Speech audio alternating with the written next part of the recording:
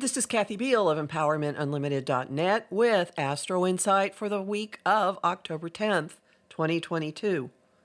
This is your breather week. Even if life is crazy, and it may well be, compared to the rest of the month, this is your week for getting calm and centered and regaining a semblance of control over yourself, if not over what is going on out in the world. One beautiful characteristic of the week is facilitating all kinds of connections, making it easy and organic and natural to gravitate to people that you get along with, people that you feel basically in sync with. Not just the sun, not just Venus, but as of the 10th, also Mercury are in the sign of Libra.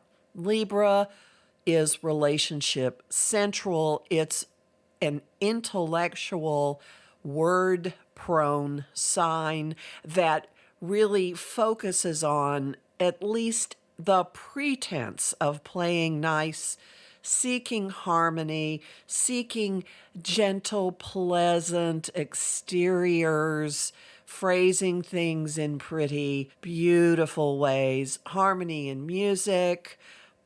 There could be an element of actual balance or justice in some of what is going on with you, or seeking agreement, seeking cooperation. So Mercury is now a week out of its retrograde status. It has finally gotten out of God is in the details, nitty-gritty Virgo, and it is in a really nice, easy flow in Libra. This may be an uncommonly social time for you, or at least sociable. People are inclined to want to be around each other, to do things together, to enjoy coexistence with other humans.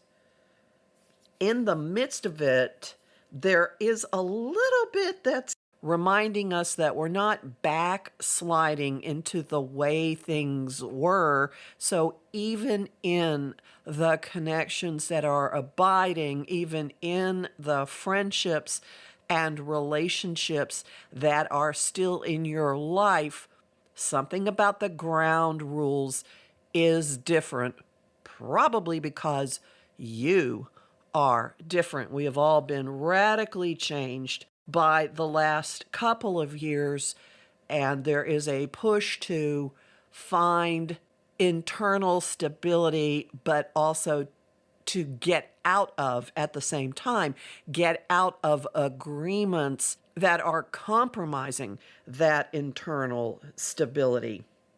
So the two adjustment moments come on the 11th and the 13th, with the Sun and then Venus in an inconjunct to Uranus. This is likely an outgrowth of last week's fourth Saturn-Uranus square. Those two planets are still traveling in that relationship through this week.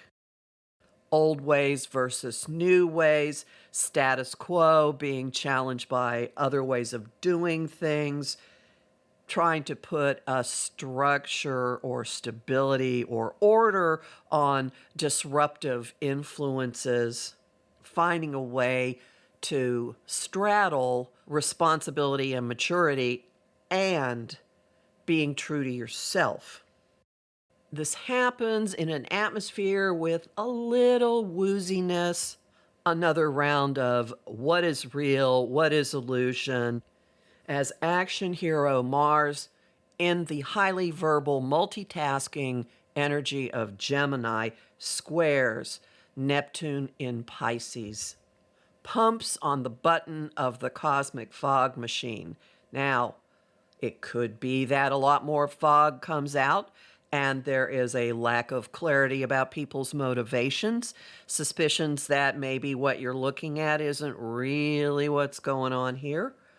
It may be that pumping on the cosmic fog machine releases a lot more manipulative language, deflecting language, misdirecting language, gaslighting language.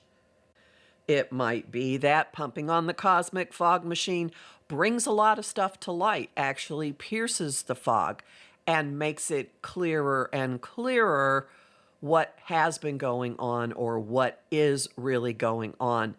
And one final potential out of this that is worth keeping in mind is a demand that your words and actions have a soft, compassionate, maybe even spiritual and loving overtone to them. Now that's worth striving for. If you're not sure what's really going on for you in the Mars-Neptune square, don't fret. Mars is going retrograde at the end of the month, and although it's not going to go over this particular degree again until next year, the Mars retrograde will bring opportunity after opportunity to go back and pick up dropped threads and attempt to push out what has really been meant, what has really been said, what has really been going on. And amidst all this, there are major beneficial bright spots. As I said at the beginning, this is the week to catch your breath, to get stable, to get grounded.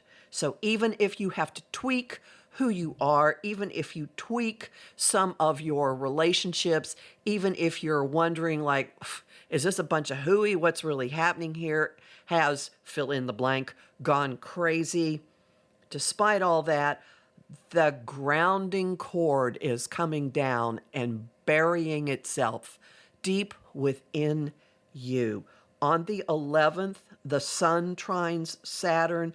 On the 14th, Venus trines Saturn. These two contacts bring structure, order, stability, sanity, sobriety. You may easily take command of yourself to whatever extent you can. Take responsibility for yourself, and something in a relationship, a connection, a situation that you value greatly also stabilizes. If nothing else, this could lead to your own sense of your own worth and deservingness solidifying, locking into place. It is worth noting when this grounding cord comes down. It is worth noting when you feel physically more present in your body and more stable and confident and secure in yourself, because it's from this place that you are going to launch significant action next week. But this week, you're in the getting still and calm and secure part of the process. Homing thought of the week: I value my own stability. Song of the week: Everybody Hurts by REM. And the image of the week is taking a deep, calming breath. You'll learn more about this in my forecast for the month of October, which is at my site, empowermentunlimited.net, where you can sign up for my mailing list and book a session with me. I'm Kathy Biehl, a professional astrologer with more than 30 years' experience. I host all kinds of conversation on Facebook at Empowerment Unlimited and the group The Astro-Insight Lounge. I have lots of bonus content at patreon.com/Kathy Biehl, including information about Mars's upcoming retrograde. And I'm really grateful to the people who support my work there. I'm on Instagram at @KABiehl and on YouTube at the Professional Aquarian Channel. Talk to you next week.